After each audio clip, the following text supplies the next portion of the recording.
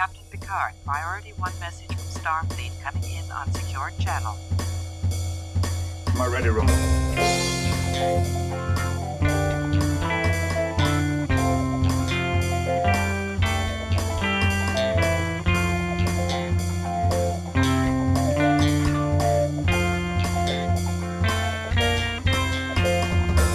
Hello and welcome to the Readier Room, the only and longest running Star Trek The Next Generation rewatch podcast. Ours is the only one hosted by people who are on the set of TNG, saw all the magic happen, and we're here to relay those stories to you, the viewer. My name is Mitchell Mells, Chief Consultant of Services at Paramount. With me is my life partner, Brandon Hobbs. Brandon, how are we today? Doing wonderful, Mitch. Wonderful. Yeah. For no particular reason, really. Oh. I thought you might have had a reason. Oh, no. I mean, what else is there? I mean, we're watching Trek. We're talking about Trek. We're talking Trek. Talking Trek. You know. And we have all these wonderful ensigns. We who do. Listen to us. Talking Trek, I didn't know you were going to leak the title of my memoir, but here we are. Well, you know, you've been writing it for 10 years, Mitch. You got to get it out there at some point. It'll be out when it's ready. Currently, I'm writing the Readier chapter, and that's a story that has not yet concluded. The famous memoir rant, huh? Yeah. All right. Well. It'll be in Borders once it's out, and it'll be out when it's out. Okay. Well, my it's something for the memoirs ensigns to look forward to. have no set schedule. Yes. Anyway, fine. Well, I'm wonderful I'm too. for bringing it up. Yeah. Whatever. Jesus Christ, where the hell were we? Yeah, it's another week. It's another episode of Star Trek: The Next Generation, which I guess we have to talk about. Unfortunately, yes. Yes. Really, I've been dreading this whole week talking about another episode of Star Trek. Yeah. I just can't deal with it. It's really, I don't know, it sparked a certain fury within me. Well, yeah, I mean, when you're dealing with an episode like this. Indeed. But if I don't restrain myself, and you by extension, we're just going to get into it before we answer the questions of our lovely ensigns. Yes, that's right. Every week, for those not in the know, we take a question of the week from the ensigns out there in the Twitter sphere, in the email sphere, and we answer it. So this week's question comes from John in India, and John asks, what, if anything, can redeem the Star Trek franchise at this point? Thank you guys for everything you do. It's nice to have a link back to the good old days of Trek. Well, John, I think that's a very arrogant question to ask, because I disagree with the very premise of it. In my mind, Star Trek has never been better than it is right now. Right? Do you agree with this? Well, yeah. I mean, we're talking about. We're in the year 2021, right? Right. And we're talking about. I mean, for example, our show is concerned with the TV show from the late 1980s, which was 30 years ago. Let me do some quick napkin math on that. It's foolish to think that we haven't made immense strides in the morality of our entertainment since then. Yes, I do think Trek has been amazing recently. The thing is that how Trek is now is how it should have always been. Right. There should have always been more inclusion at every level of Trek. There should have always been a desire to reach a more multi-level and diverse audience with Trek. Mm-hmm. There's no reason Trek should have been restrained to the diehards and the science fiction aficionados only. There's room. Yes. There's room for everybody in the Trekdom. And look, I mean, even this is even what Patrick wanted for Trek. You Yes. know, Picard himself wanted for Trek. You know, we talk to him fairly frequently, I'd say. Yeah, on the set. You know, for given our positions, and you know, he's just in love with it. It takes a lot to get Patrick to move these days, and the idea of Picard and now Picard 2 alone would not have motivated Patrick to return to the role, but once some of the details came out of how it was going to have been evolved from old TNG and how it was forging an identity more in line with where Trek is now, Patrick was on board. He said, that's something I want to do. And it's night and day in a lot of respects. Just, you could take a single scene from old and new Trek, TNG and Picard, and aside from advances in cameras and resolution, tonally and by the writing, they're very, very identifiable. One as a relic, and the other as almost as a paragon of progress, I would say. Yeah. I would say, in terms of new Trek, I mean, there's nothing to redeem, right? And in terms of old Trek, I would say you cannot redeem. You can't redeem what doesn't need redemption. Right. So if someone was going to ask me, should we redeem Trek? I would say do not. Do not redeem. Do not redeem. Right. Yes. So I am thrilled to be working with this property much more now than I was back in the late 80s and 90s. It's a paradigm shift, really. Or as as Brent always used to say, a paradigm. So yeah, it certainly is. And the future's bright.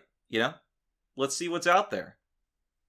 Yeah, that's what. Yeah, I mean, we've got a few things in the works, which I mean we can't talk about, of course. But... Right. Well, we've laid the groundwork of dwarf hinting. That's right. Well, I mean, don't go too far on that. We don't want to spill the beans just yet. Well, the only reason I am being so cavalier is I have like 75% level of confidence that the title dwarf will not be accepted. Right. Yeah. No, it's probably going to be a little more sophisticated than that. Indeed, but even more so of any potential revisiting, I'm excited for the new stories to be told of new, exciting, and diverse Starfleet captains across many galaxies. Yes. Especially women of color with men's names, who go back to 1980s San Francisco. I think that's kind of central to the Star Trek identity now. Indeed. There can't be a decade. If a decade of Trek goes by without some character going to that really windy road in San Fran, the series will collapse into itself. It's like a scientific law. Indeed. It's a astoundingly interesting phenomenon. Yeah, it's really weird. I mean, it's unlike any other TV show that has ever been, really. Right. So, no, I don't think anything can redeem Star Trek because it's constantly raising the ceiling for itself in quality. Yes, I 100% agree, Mitch. I don't think we even need to consider the idea of redeeming anything here. Right. So, John, Nindia, thank you for your question, but extremely out of line, I would say. You're on watch, Ensign. Putting you on notice. Yes. Yep. One more infraction and it's off to the Andesian coal mines for you. Oh, is that a Star Trek reference? I think so. It sounds vaguely spacey. Yeah. Not that Kevin Spacey ever worked on our show. I want to make that clear. Yeah, let's make that abundantly clear. Yeah, Star Trek is not associated with Kevin Spacey, no matter what his name would imply. So please don't lump us in with those kind of abusers. Yeah, I mean, we've certainly never interacted with Kevin Spacey before either. So no, I always if you go to my Twitter, my personal Twitter account right now, in the bio it says Kevin Spacey DNI. Do not interact. Yep. Yes. So we're being responsible. We are. Responsible use of the term space. So that's gonna do it for our question of the week. We want to thank our ensigns for sending them in, and we want to encourage future ensigns to send in future questions for future weeks. You can send those to thereadierroom@gmail.com or DM us at the Readier Room on Twitter. We'll read your question and perhaps we'll answer it. So this week's episode is I would describe it as the most upsetting episode.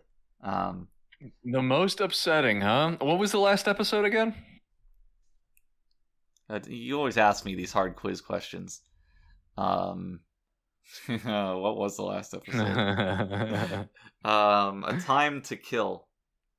It was the one with Will's what? Will's father. Oh, Will's father. For some reason I was thinking Will Wheaton. Yeah. Yeah, because no one ever refers to Riker as Will. I'm not sure why I did that. Just to prove a point, I guess. Okay. So yes, that was the Icarus factor. So this is more disappointing than that. I used upsetting. Okay, upsetting. This is more upsetting than that. Yes, it is. Okay. Because this episode has a fundamental misunderstanding of, or rather, misinterpretation of one of the core tenets of Starfleet, which is the Prime Directive. And okay. I found this episode's handling of the Prime Directive, and more specifically the characters' interpretations of it, to be so incorrect and so mishandled that it upset me and made me somewhat angry. Yes. I mean, there's of course reasons for that we'll get into, but yes, that was a very out of place scene. And it's not a throwaway either. The entire thrust of the story hinges on it. Such that if you cut that scene, the story just doesn't work. So you need to have that scene, which means this episode is, to a degree, it's fundamentally based around the characters doing their job wrong. The way I understand this episode is that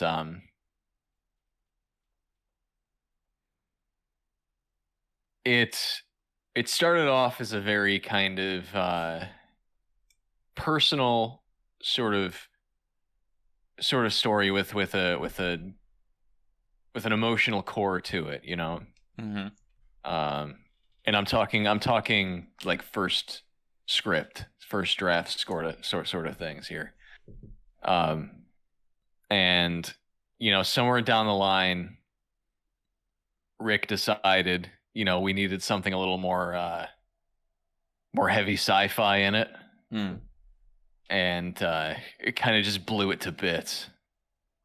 Yeah, there was. Go on. It was supposed to be very. I mean, obviously, it still is very centered on Data and his relationship with his child, but initially, that was kind of all there was. There wasn't all this kind of mumbo jumbo around. Yeah.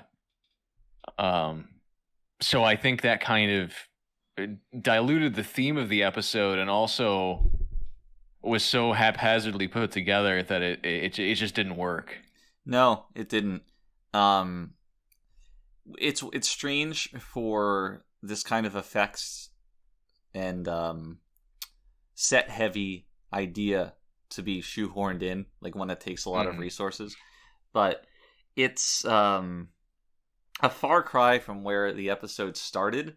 The tone of Data's relationship with the child, that was completely flipped on its head. Initially, it was, this older Data having a relationship with a young girl.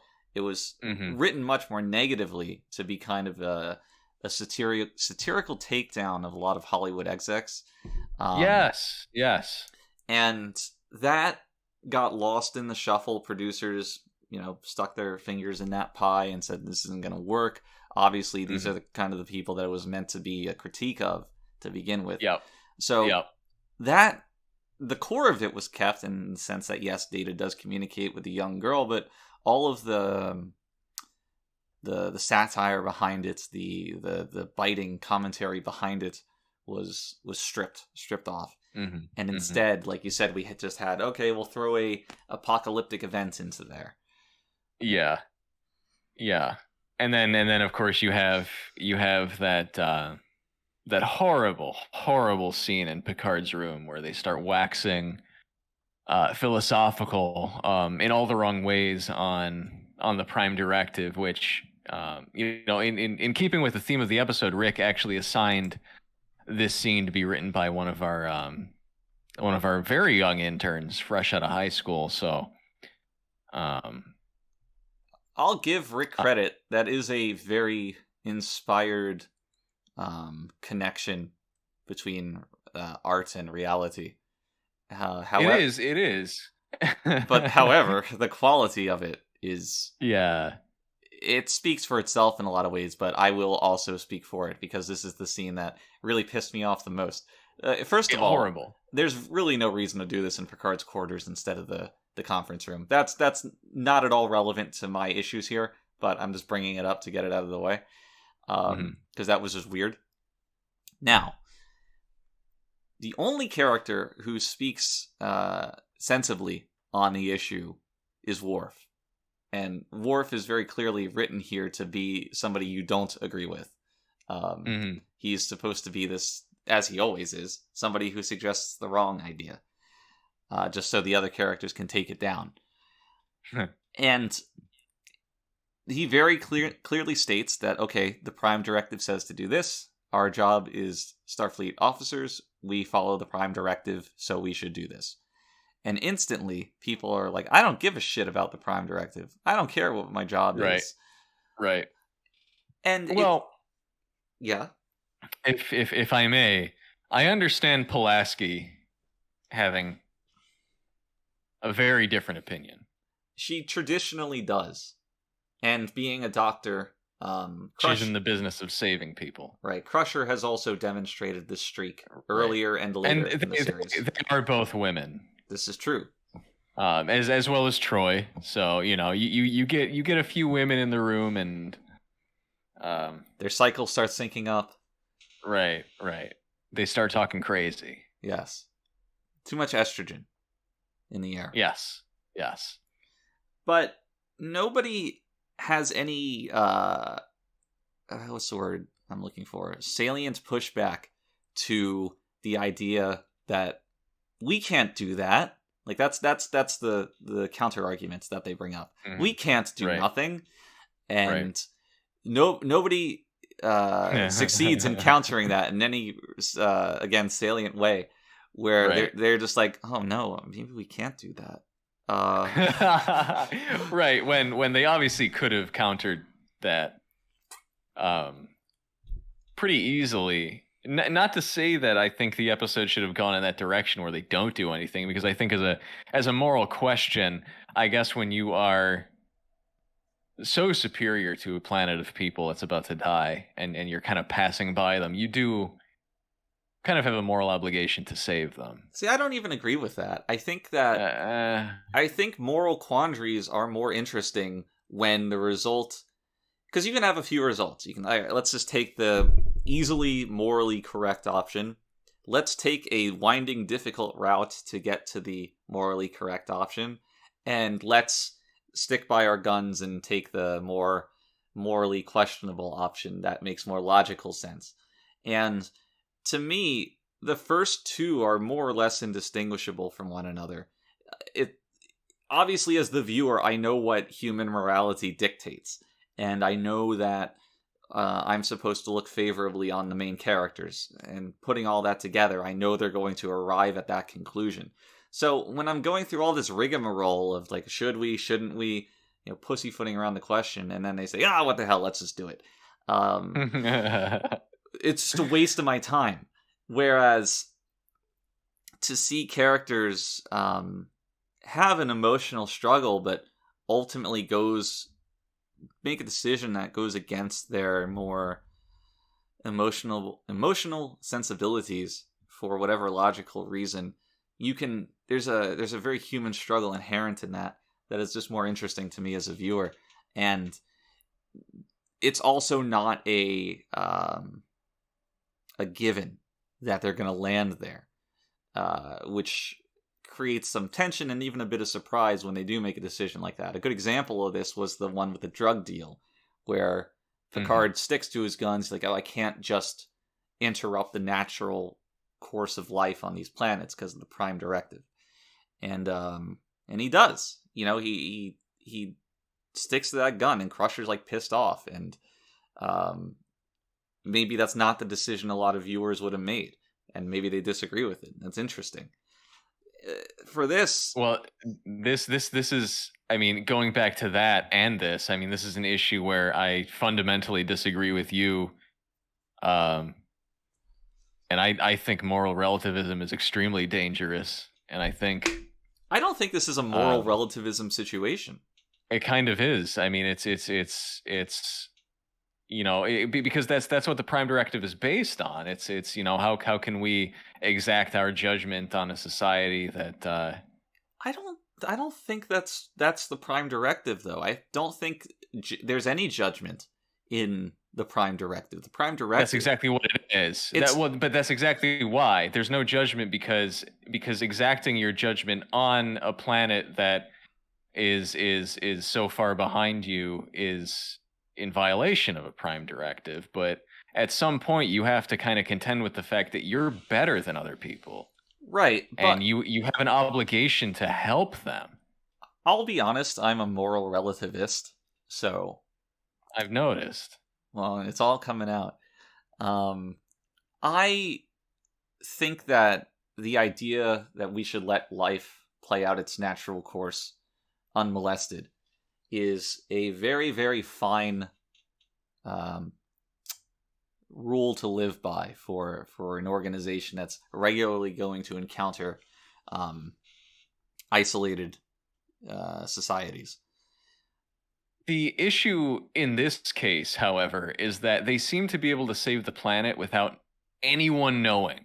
Yeah, I agree that is incongruent with the problem as presented.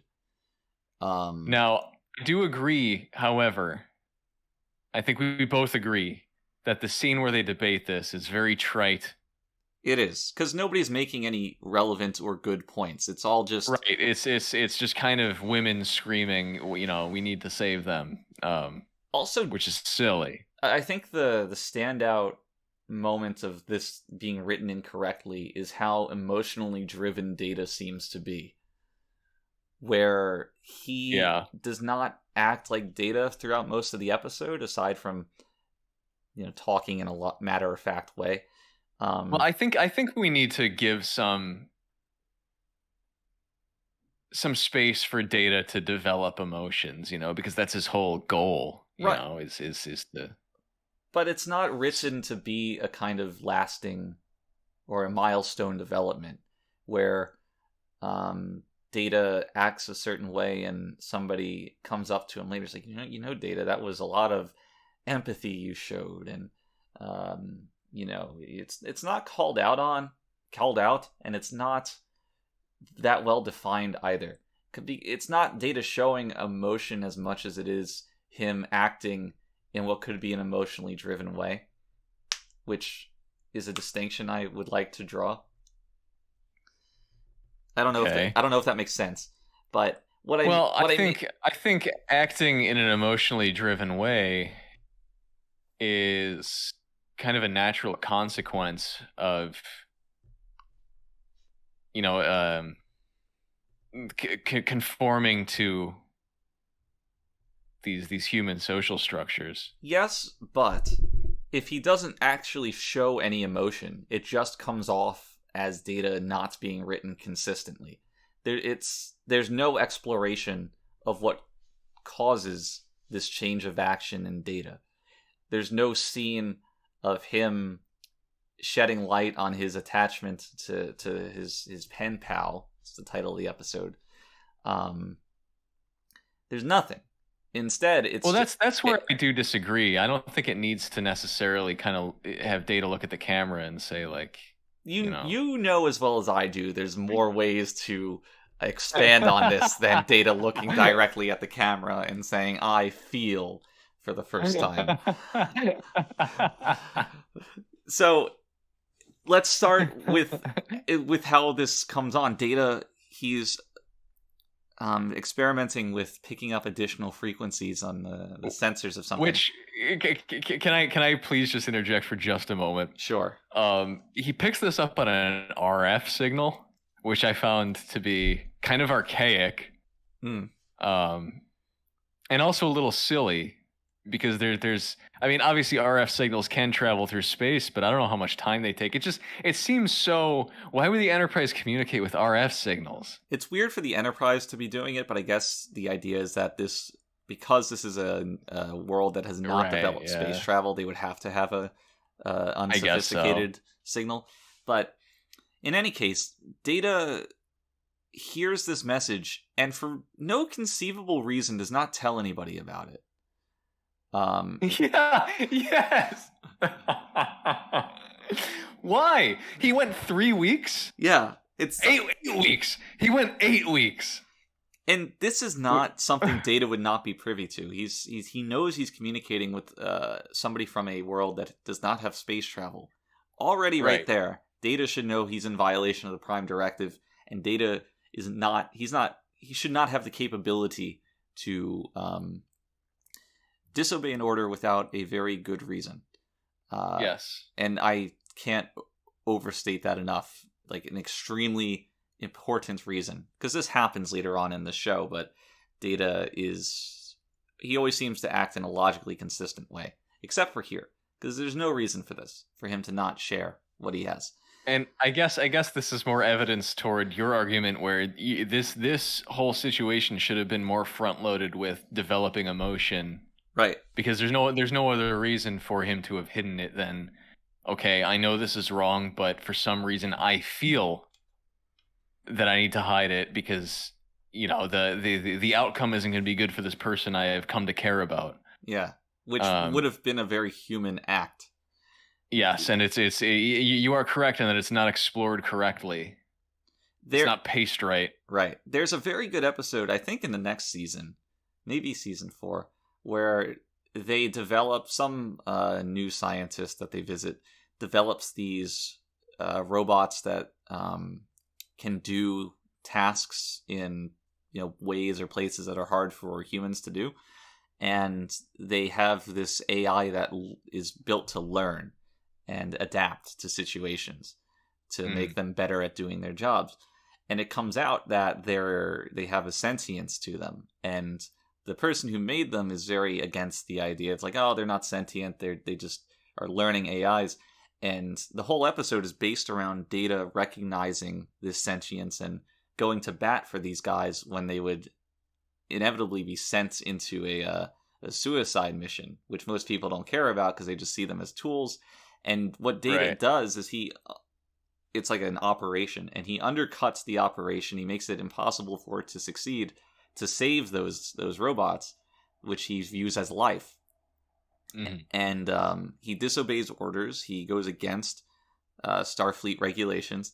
And when questioned on it, he says, well, he's talking to Picard, and he says, oh, Captain, people were doubting my livelihood, and you came to vouch for me, so I had to do the same for these things, even if it meant disobeying an order.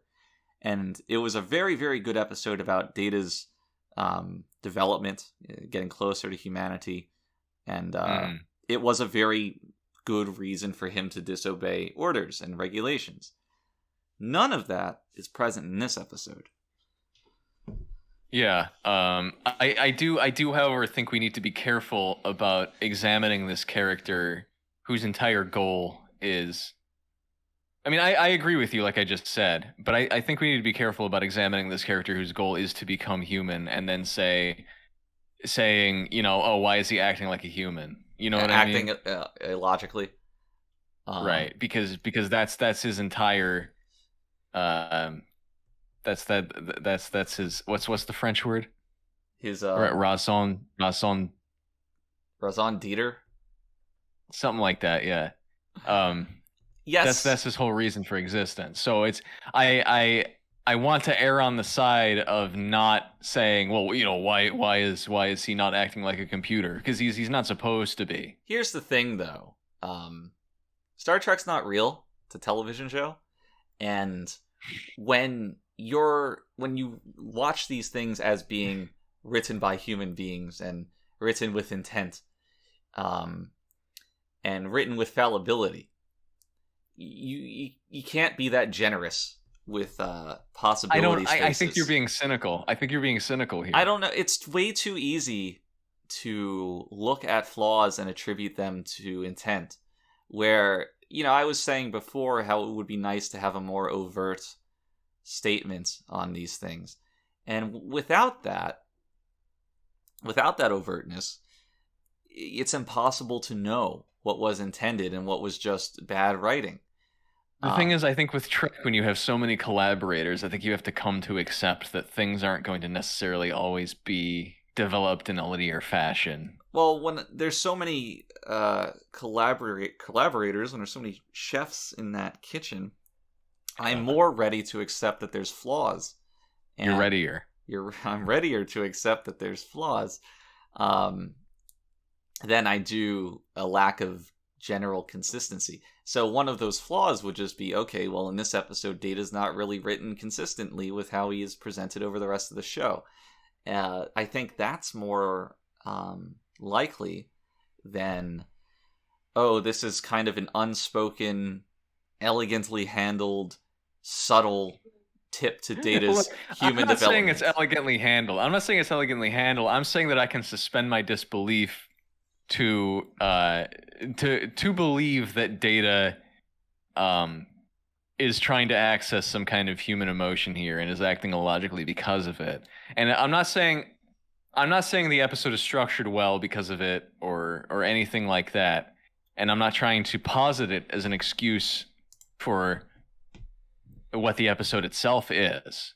I'm just saying I think we need to be careful about criticizing the episode through the lens of Data. Yes, that's all. I'm not going to speak in absolutes. There's certainly the possibility that what you're suggesting has legs. But when viewed in the context of the series overall, and every other step of Data's human development having, a decompression scene reflecting on how far he's come, and this has nothing to call it out, it's very difficult for me to look at it as intentional. And I think that makes me... Okay, go ahead. Compounding that issue is the idea that if it's unintentional, it's actually just bad writing. It's inconsistent. Had it been like neutral or positive, like those were the two possibilities, I'd be a lot more favorable on it. But when the other possibility is a grave mishandling of the character, I can't help but perhaps be a little cynical. I do want to note that up to this point, for several episodes leading up to this, Data has been the slapstick character as well. This is true. But more seriously, it makes me it makes me want to more examine the structure of the episode than Data as a character. That's all. Yeah, I might be focusing on the wrong I things. think it's not necessarily, it's not that you're focusing on the wrong thing. I think you're just, I think the way we're kind of presenting it is it should be different. And I guess my point is Data as a character could easily get to this point. I responding, and all it would take is a restructuring of the episode, and it's I think the core issue is that it's not an issue of Data is acting out of character. It's there's not enough explanation for Data acting the way he is, which is entirely believable. Yes, okay, I can accept that. Responding to that, I do think that my issue not so much is the result, but the lack of screen time to getting there. Where that's basically it, yeah. And that's where our issue with that stupid scene in Picard's room comes from. Right. Well, one of the issues. The other characters don't act really well either, really consistently either with what they should be as a Starfleet officer. Well, that's another issue where it's like it's not the resolution, it's how they get there. Right, but right. Presumably, they've all had the same training. If Picard's steadfastly going to uphold the... Well, you don't know. Maybe 20 years is a long time for Starfleet regulations. Perhaps. And Pulaski's, 90 years old? She's, oh, God. So, I can buy the differing perspectives, but I just find it difficult to accept that the notion we have to uphold the Prime Directive is this controversial. I think it could have been framed better. It could have, but I do not agree with the idea that allowing a planet of people to die for no reason is controversial. Isn't controversial. Yes, I can get that, but this seems like the kind of thing that, this is well within what the Prime Directive is for. I guess this should have already been ironed out. Right. When they're learning about the Prime Directive in the Academy, it's not something trivial, like, two small countries on a planet are having a dispute over territory. Don't step in on that. It's more don't airdrop Dippin' Dots to this planet. Yeah, it's more for things like this, things that have extreme consequences. Yeah, and I guess that's where the real tension comes from here. With us in this episode is this should never have been a question. The moral relativism on display here is not between Starfleet and this civilization. It's more between us and the idea of the Prime Directive as an entity, as a principle. Like, is this even okay? Is moral relativism as a concept, is that okay? I guess that's the question being asked here, and I just wish the answer wasn't, nah, our morals are the best. Yeah, pretty flatly. Like, yeah, we're right. Well, look, I understand how it makes for maybe a little bit of a less compelling episode of TV, but at some point, someone has to make a decision. We can't have episodes and episodes of the Enterprise encountering a conflict, a local conflict, and saying, well, we can't judge, and throw their hands up and just run away, Well, again, it doesn't make sense. Again, Star Trek's not real. They didn't have to write the situation to be based around, well, do we follow the Prime Directive or don't we? Do we let people die or don't we? The episode where well, sure, but what I'm saying is I fundamentally disagree with you on the conclusion of that drug episode. Yeah, we'll keep hashing this out until we're both dead. So later on in the series, they do an episode where people observing a primitive civilization are exposed and that civilization comes to revere them and eventually Picard as gods. And what do you do? Like, the Prime Directive has been violated. How do you handle that? That's a good example of having a Prime Directive issue without making a do we don't we situation about just killing a bunch of people. Sure. Yeah, so what you're saying is we didn't need to involve the Prime Directive at all here. Well, what I'm saying is that you can involve the Prime Directive, you just don't need to make it continuously be about preventing cataclysmic events. Well, because I don't think we ever needed to mention the word Prime Directive in this episode. Once we discover that you can help this planet from afar. Right. Yeah. Right. And that's it. And so it's like, the Prime Directive, and here's my interpretation of the Prime Directive. It's like you have this relatively primitive planet they're not mentally ready to deal with a universe full of other people. Right. So that's why you kind of protect them from themselves. Because if you introduce them to an alien species, even one, then, maybe they start a war with each other, or they are cast into a universe of people that they can't relate to, and they start a war with someone else. Right. So it's only at the point where they become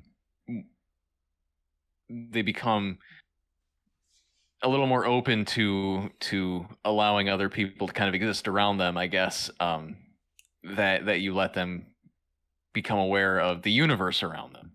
And that's the only point where the Prime Directive should matter. I guess the issue is that there's two conflicts in this episode, and they don't connect to each other very well, despite seeming like they should. And that is, A, the issue of how to best solve this planet's problem, and B, the issue of Data communing with this child at all. Right. They seem like they should be related, but they're really not. They're not. And that's the folly of this episode, is trying to tie both of them up in one Prime Directive bow. Because you can make an episode about Data being this girl's pen pal and the Prime Directive implications of that versus Data's, more budding emotional appeals to having this friendship. Right? That's a conflict you can have. Well, and that's what this episode should have been. Yeah. Or you can do the cataclysmic do we don't we situation. Maybe you make interacting with the race core to solving the problem, and then it's more interesting from a Prime Directive perspective. And that's it, because at the end of the day, they pretty much solved the problem off screen and then flew away. Yeah. So it was kind of all for naught. Yeah. So these two threads not logically connecting with one another relative to the philosophical conceit of the episode. That's a big issue. Right. Yeah, I guess I agree. And I mean, it's an issue of, again, as we started this episode out, this was supposed to be a very data-centric kind of communicating with. I mean, Maurice loved this script because it was the idea of a kid on a kind of uncivilized planet, relatively speaking, sending out radio signals, asking if anyone's out there. It's a very romantic setup.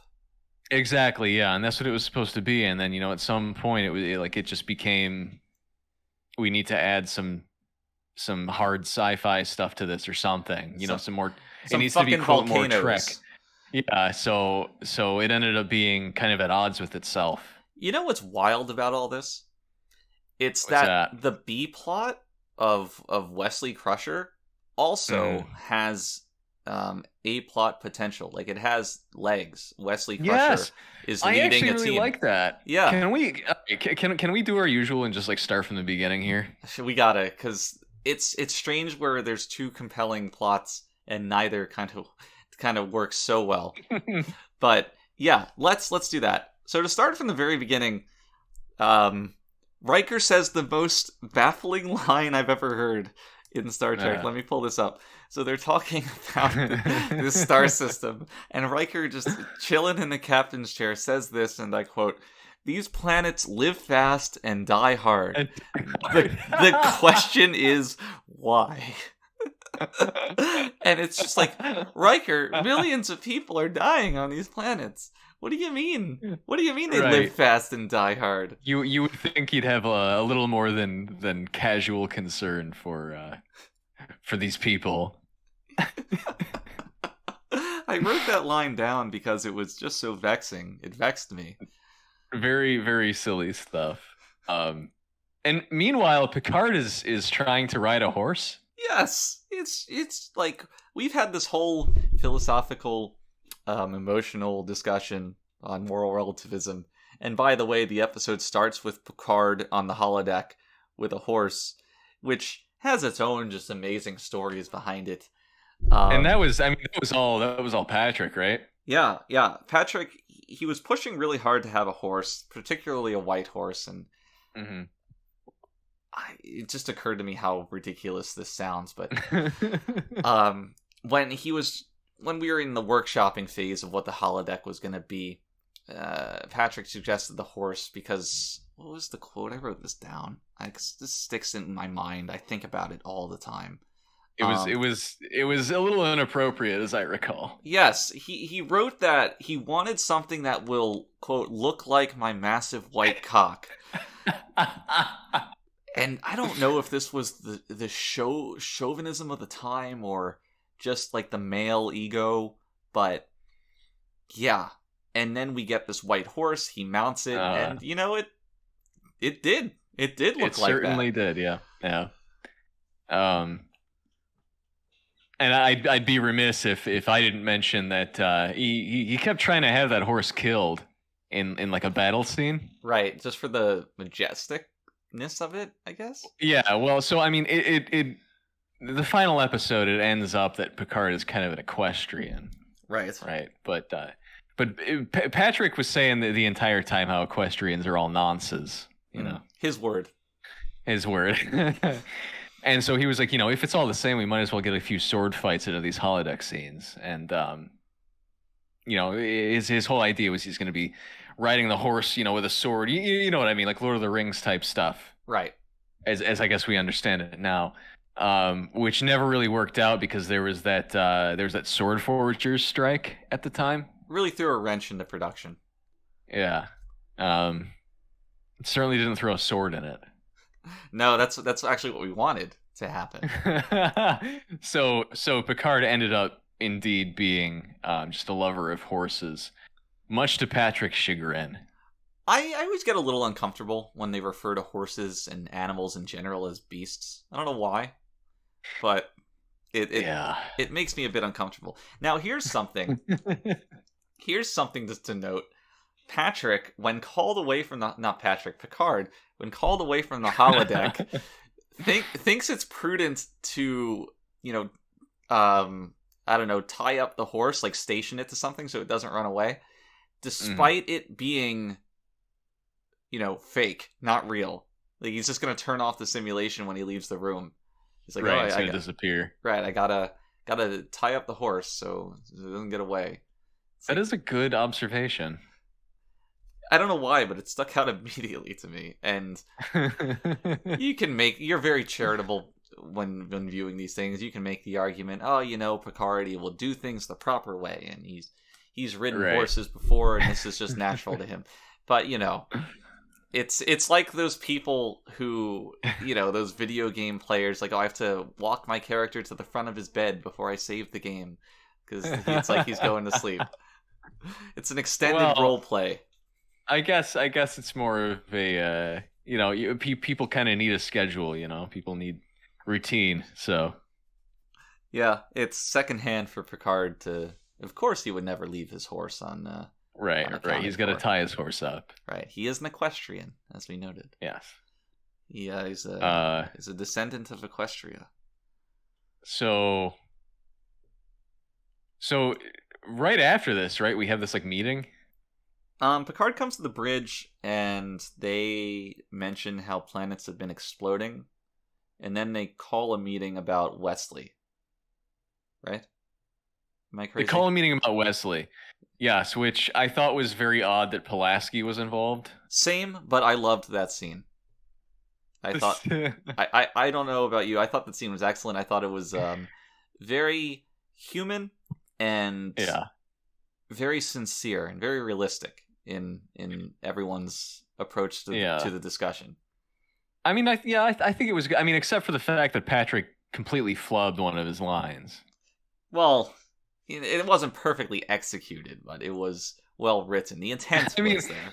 It ended up making sense, but so Picard's supposed to cite this adage, and Patrick, he says something about putting too much weight on a young back. Right. But the adage is actually putting too much weight on a young buck. Mm-hmm. Of course, for fear of breaking him. And I'm not sure why we ended up using that take. I remember this actually. Why that made it in. It's because of Patrick's accent. Nobody was really sure if he had said back or if that's just how he pronounced buck. And he's the star. Who's gonna ask him if he made a mistake? Yeah, right. Yeah, I guess I could see that. I mean, we had Rick back, which is only his second time directing, so I can understand why he'd be a little hesitant, right? Yeah, no one's got the cojones to waltz up to Pat Stew and say, "Hey, did you fuck up? Do you know how to read, you idiot?" Yeah. So I guess I get it. But overall, I did like the scene, and I like what it sets up. Same. First of all, the idea of first time as a leader is a very relatable story for a lot of people. Yeah. I mean, except for the people who tend to watch Star Trek because they've never had to lead anything in their lives. Well, that's true, but it's a almost universal event in coming of age, and the concern that everybody shows for Wesley is also very natural. Like, I want him to grow, but I don't want to put too much pressure on him. What should we do? What's best for him? It's a very, very village raising a child kind of thing. And I thought the scene worked really well. And I think that scene was aided by the fact that Dr. Crusher was not on the show at the time. Yeah. Where there's nobody who can reasonably say, "Oh, I know what's best for Wesley." Right. Yeah, you're right about that. That's a good observation. So I was very, I don't know if I'd say excited, but I was very interested to see where this plot thread would go. And this ended up being the B plot. Could have been the A plot. It easily could have been. And it could have been probably the first time I've ever been interested in Wesley Crusher. Right. More than romantically. Right, of course. Yeah, romantically, maybe sexually. Right, okay. I don't want to put too much significance there. But after this, the A-plot is set up because Data is just fucking around with some electronics in a very inelegant way. It's like, I'm just gonna... Oh my god, we have a dwarf scene. We have a dwarf scene. So this is more foreshadowing of, dwarf relations.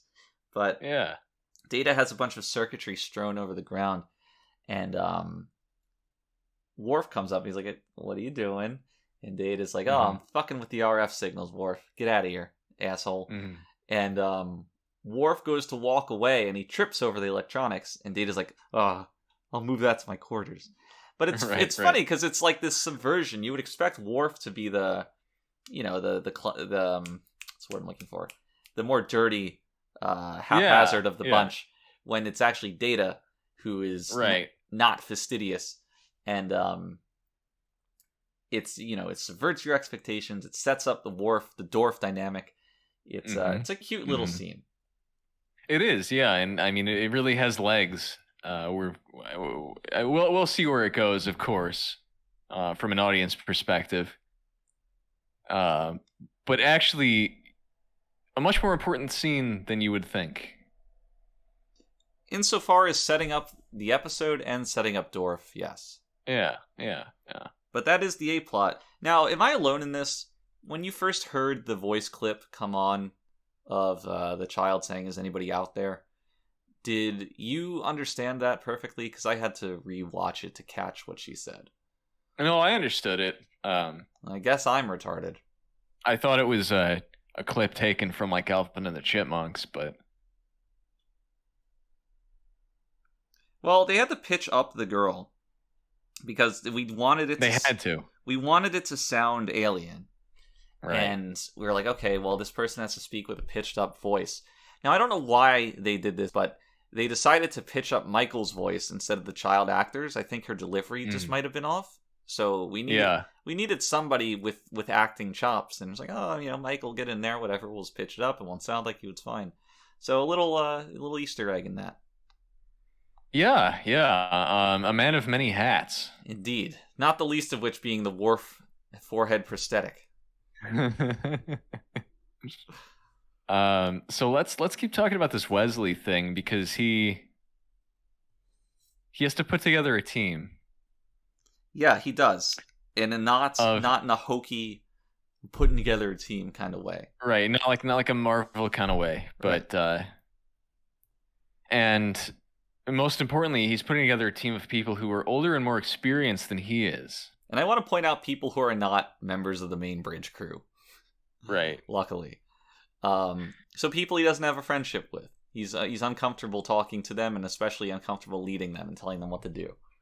Which is, it is very relatable. I mean, obviously Wesley is a ridiculous savant. Right. Which is unbelievable, but aside from him being given this position in the first place, that savantness does not really come up in this episode, which I liked. Yeah, sure. I mean, if you kind of just take everything at face value here. Yeah, you could change Wesley's character to an age-appropriate Academy inductee who is just smart. Yeah. Not necessarily genius, but smart. And this episode would work the same way. It doesn't hinge on Wesley being better than everybody else. For sure, yeah, and it is extremely relatable, where you have these situations where you do have to kind of make decisions for people who are older than you and should be smarter than you, but right. I did like that, and I liked where it was going until nothing happened. Yeah, there's that moment where Wesley's trying to build up his confidence, like how do I give orders to people, Riker, and Riker Riker gives him, I think, appropriately cryptic advice. I think Frakes forgets his line. Oh, yeah. Halfway through that scene. I can't remember exactly what the line was, but he kind of like pauses in the middle of it. Well, I'm not one to question Frakes' method of acting, and it might have been intentional. The man's an enigma. You know this as well as I do. There is one line from Wesley that I do want to point out as being incredibly stupid. Okay, I'm ready. So he's worried about, he's talking to Riker, and he says, how do I, it's something like, how do I issue orders to someone who is more experienced than me? Right? Yeah. And Riker says something like, is this an ego thing? And Wesley responds, oh, it's the opposite of ego. But no, it's literally ego. It's what if I issue orders and I'm wrong, and then I'll have an egg on my face. It's literally just ego. I think as presented, that's right, but later lines give context to it. What if I get somebody killed? I think that it certainly looks like an extreme contradiction to begin with. But in the context of the larger conversation, Wesley is concerned for others, but as Riker in that situation, a response of "wait, that is an ego thing" should be is warranted, because Riker doesn't know. I think if we're gonna start getting philosophical, I mean even at that point it's still an ego thing. It's still like, oh, I messed up. Sure. It's my fault, Yeah, fair enough. I think it's a failure to kind of separate yourself from. Separate your own kind of others' view of you. Yeah. That's basically it. It's a failure to separate your public image from what you're supposed to be doing. So this is all, I think, handled pretty well for the most part. Wesley has his team, and he goes to tell them something to do. They raise a reasonable concern. Wesley doesn't have the strength to push forward through that. He seeks advice on it. Riker's advice, like I said, is appropriately cryptic. You don't just want to... you want someone to grow naturally, so you don't want to tell them exactly what to do. It's like, all right, well, here's the point of view you should be thinking about this with. Go think about it. Hopefully you'll reach the right conclusion. And Wesley does. He's like, all right, I need you to do this thing. Now, where this falls apart a little bit for me, and this is a victim of it being the B plot, I believe, is that the person who had provided pushback to Wesley from the start just says, oh yeah, okay, I'll do it. Well, I think that's actually kind of genius. Because it shows how in his own head Wesley was. That's true. And it's consistent with how professionals should be acting. Like, this is called out several times. Like, oh, these people are professionals. Don't let emotions get in the way. They'll understand, and then they do. But as a, it's a little unsatisfying for the viewer. It's not. Again, I think because this is the B plot, you just need this to wrap up quickly, and it just so happens to be that the logical way everybody should act wraps it up quite quickly. Yeah, I suppose so. I think the big plot misstep here is that they kind of they continue doing their job after this sort of off screen and just solve the entire episode. Yeah. It's like, all right, Wesley, do you think you can do it? I think I can do it. No, I don't want to. I want you to say I'll do it. We'll do it, Captain, and then they go do it. And they do it, without any real conflict or anything like that. I guess there's always a struggle between what is satisfying to write on screen versus what is realistic for people to do. Yeah, sure. And we have, myself in particular, always have misgivings of, oh, this isn't written realistically, or this isn't consistent with how the character would act. But I guess it is better television. And this is one case where I can't take too much umbrage with it not being satisfying to watch, because it is written supremely realistically for what should be happening. And we don't want it to devolve into melodrama either. So exactly. There's a version of this where somebody's like, I'm not going to take orders from this kid. Right. And Wesley, puffs up his chest and he's like, well, I'm the commanding officer, Ensign. You've been commanded to take orders from me. Now do them. And it's like this whole thing, and who gives a shit? Yeah. So ultimately, I think this was handled pretty well. I just wish, again, that it could have been an A plot. Yeah, sure. I think this does deserve its own episode. I think it's thematically deep enough to have the kind of presence in a script.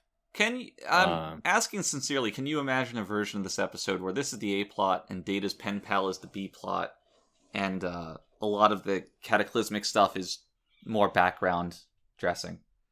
Well, I don't think we need the cataclysmic stuff. Well, some problem for Wesley's team to be solving. Maybe it's not cataclysmic. Sure. Yeah. I absolutely can imagine that. And I can imagine it the other way around, too, where Data's pen pal is the A plot and Wesley is the B plot, but the cataclysmic stuff is kind of taken off the table because it serves no one. Right. And it certainly doesn't serve anybody well as being the focal point around which the climax revolves. Because the focus of the episode gets taken away from both the A and B plot and gets kind of redirected towards the well-being of this entire planet of people, which is not what we should be focusing on. Yeah. Well, I described... Do you want to... Go on. Yeah. No, go ahead. No, go ahead. No, you go ahead. Well, I was going to redirect the conversation. I guess I was not, so I'll go on. Yeah. I described this episode initially as upsetting, focusing on the handling of the Prime Directive. But thinking more about it, there is a lot in this episode that does work well. Data, the idea of Data forming a pen pal and the implications of that. Wesley's situation also works very well. Yeah. I might be focusing too much on the literal interpretation of the Prime Directive. Missing. Well, the it's forest hard for the not to trees. focus on it because it's shoved right up front and center in the middle of all this other stuff, and it's like, well, now we're talking about this. Right. So, like, I mean, what I'm saying is you're not at fault for viewing the episode through that lens. It's just a shame that it has to be viewed through that lens because there are two plots that are working very well on their own, or that could work very well on their own, and they're just not given the time to. Do you want to talk about Data's friend a little bit more? Yeah. Because I feel like we haven't talked about that too much. What was her name? Suffragette?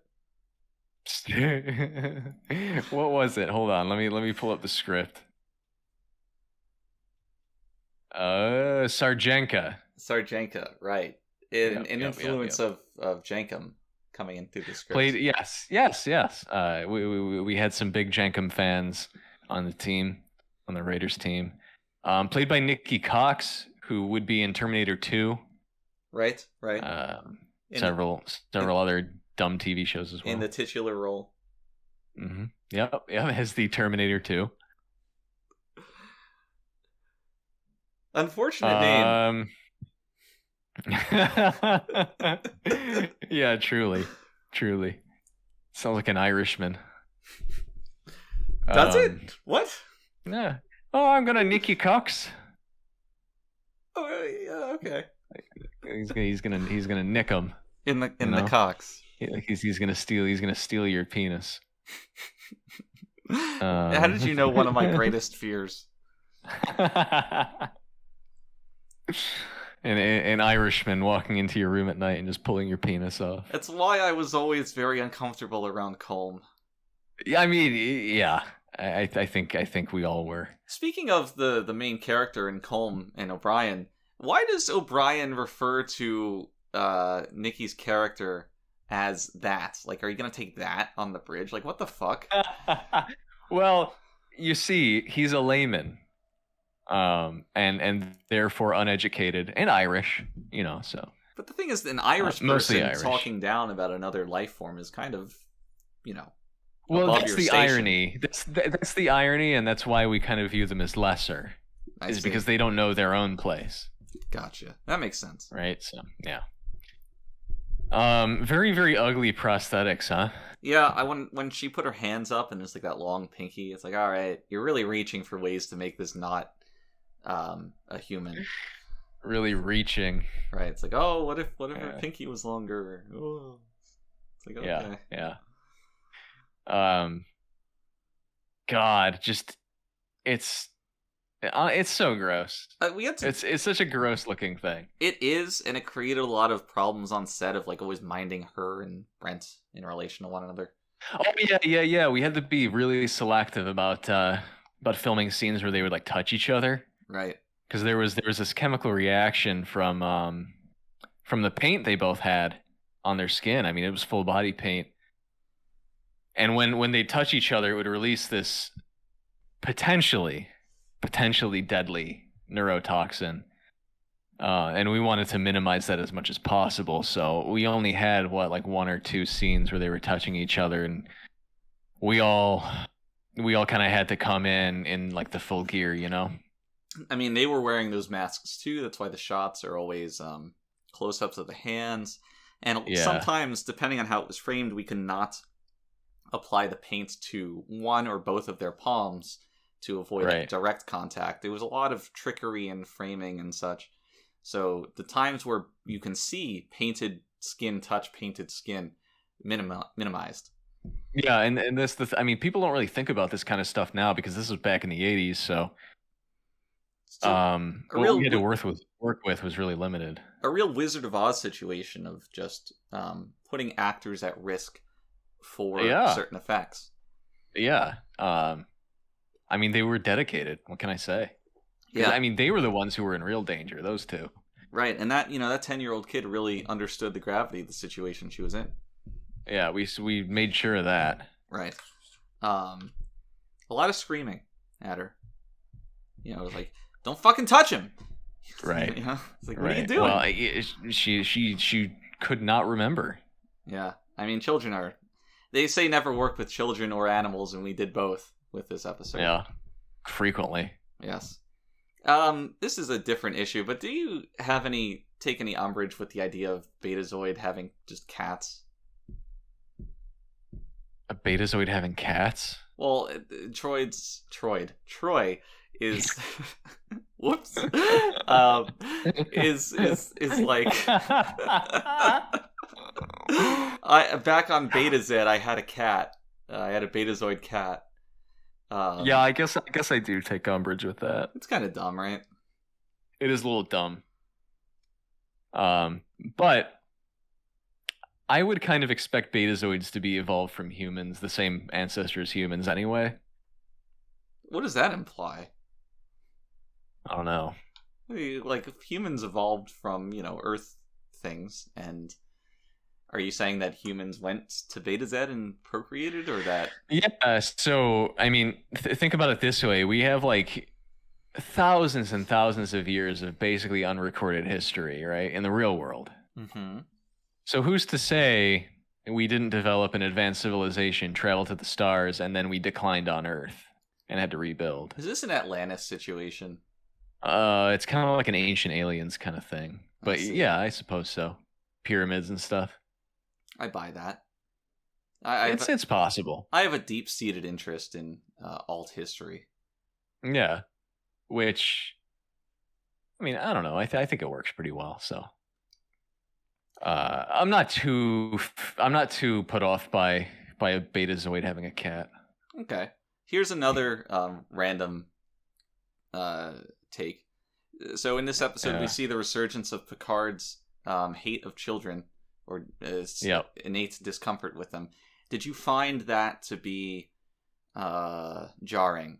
Like the resurgence? It was overacted. It was. Yeah. It was certainly overacted, and it was almost immediately softened, where Picard sees the fear in the girl and says, "All right, Data, you can keep her by your station. Just be mindful of her." Yeah, and that was delivered again with such a softening that it's almost whiplash from Picard's overreaction, Patrick's overacting. It was almost like it was put in there by necessity in order to preserve Picard's quote character. Yes, I feel that. But it's like the scene was written and the writer remembered, oh wait, Picard hates children, I gotta pay lip service. Yeah, exactly. That's exactly what it was. So it ends up being just like, who cares? Right. Like, just leave it alone. Like, we're already this deep into this horrible plot line, so why bother? Picard's discomfort with children should not be an on-site hatred of them, but an awkward fumbling when having direct interaction. Yeah, he should not be aware of his uncomfortability with children. You know what I mean? Yeah, discomfort. Discomfort with children. Don't worry, I also invent words very, very frequently.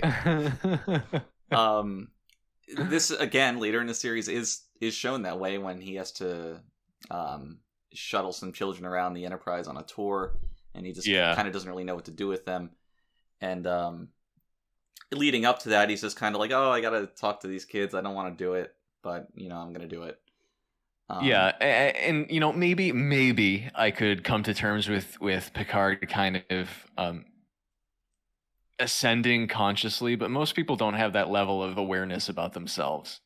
Yes, and there just shouldn't be any venom in this situation. It's kind of uncomfortable to take it from, okay, Picard doesn't know how to interact with children, to Picard hates children. Yeah,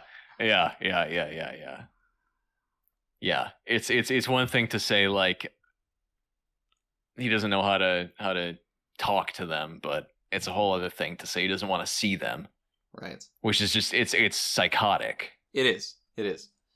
The final sampling platter in this happy family that I have for you is Data stealing Pulaski's singing stone, I think it's called. Mm-hmm.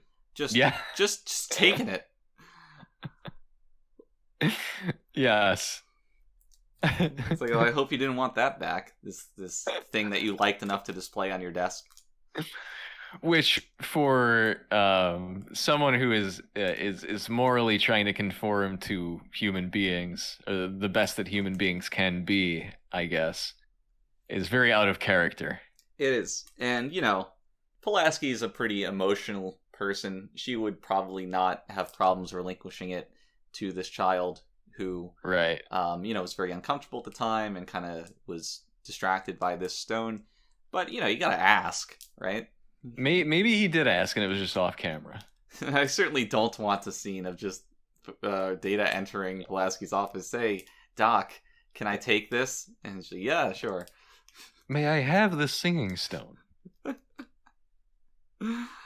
Well, see, you can't have it both ways. You can't. I've been finding more and more about myself that I talk out of both sides of my mouth on a lot of these issues. I have a piece of trivia for you. Sure. This is the first time that Picard has actually been able to drink his Earl Grey tea. A wonderful statistic. Yeah. Good for him. He earned it. He did. Last time he ordered it, it came out as like a plant or something. Right. Like, oh, there's a virus in the Enterprise. Yeah. There's I don't know if you remember this because I sure don't, but all I have in my notes is like a quote. Okay, quotations. Oops. Yeah. Attributed to Picard. Data. This is when Data goes to visit Picard in the holodeck, and he outs his communications with the girl.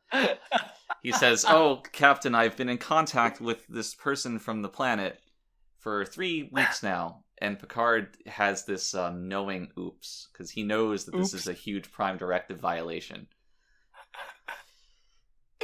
It seems a little out of character, don't you think? No, because it wasn't like it wasn't an oops. It was a more resigned oops. You know, you know, Data, you've really stepped. It just seems like a silly thing to say. It worked for me. I don't know. Okay. Isolating that line, because it seems like that kind of thing where I wrote this down, I don't remember it so well. I think if you rewatched it and paid attention to Picard's tone, maybe you would be more forgiving of it. Maybe. Okay. And maybe not. I mean, maybe you'd watch it and just be like, this is silly. But, yeah. I didn't mind it. All right. Well, maybe I'm wrong. Do we have anything else to cover with this episode? Kind of seems like we've gotten it.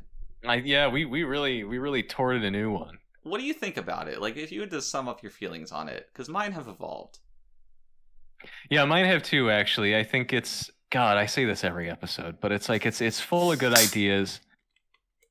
In this particular case, we can really pinpoint where it collapsed, and it is that Prime Directive problem. Yeah. And despite it being a quote bad episode, I would recommend people watch it, probably, just because I really liked what it tried to do in some cases. I buy that. I think that while I initially described it as extremely upsetting, I'm comfortable viewing it more as a middle of the road thing, having recognized some of the good points it had going on. Mm-hmm. And with that in mind, I would also recommend it. I'd probably say it's like a 55 percentile episode, which is pretty fine. Yeah, sure. I mean, it's not the worst we've seen. I mean, it was consistently entertaining for the most part.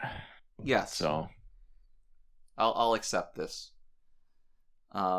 This is the episode where I truly recognized how weird Data's haircut is. Just gonna throw that in there. It's kind of gross. I haven't really thought about it until now. Yeah. It's like, oh, Brent just had to have that haircut for years of his life. Oh, can you imagine? Oof. Do you have any trivia for me this week? I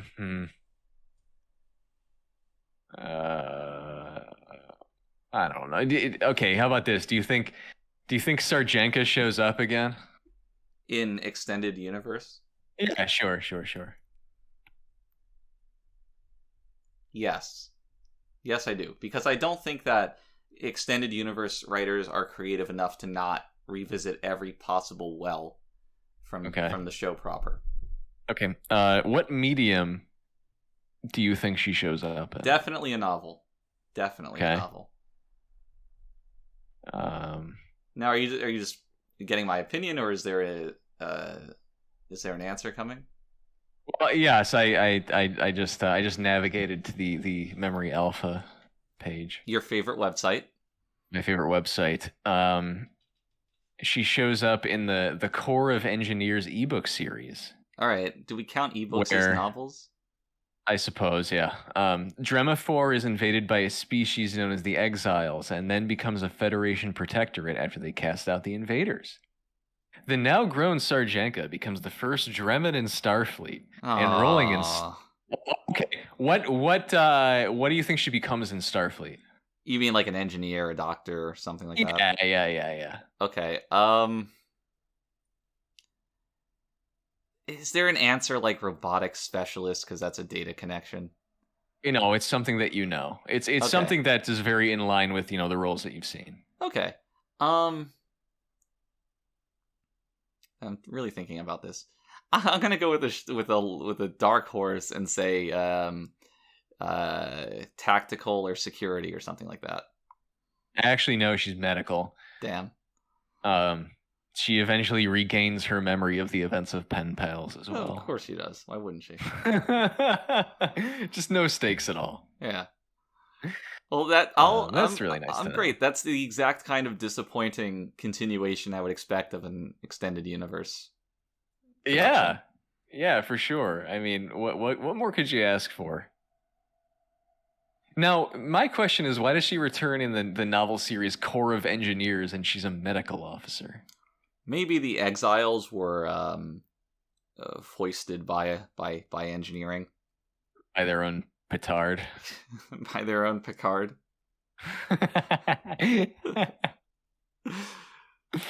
All right, well, that's it. It's a wonderful, well-prepared trivia question, but Thank you. You're welcome. It's great because it deepens my disgust with anything but the core series. All right, well, that's gonna do it for this week. It's gonna do it for Pen Pals. I had to think about the title for a moment. Pretty good day of discussion, I think, and I would hope that everybody here would come and join us again next week, where we'll do probably the same thing. Actually, next week is a Q episode. I saw that in the list of. So be ready for some more. That's going to be a weird one. Some more Delancey stories. Yeah. I'm excited just thinking about it. So please come back again. You're always welcome to enter our Readier Room. And until the next time, everybody, please stay readier. The troublesome little man-child.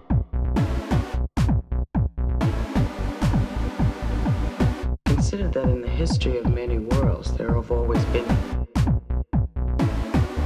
disposable creatures.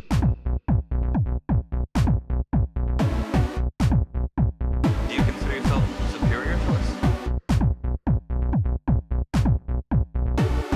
Should have told him to mind his own damn business.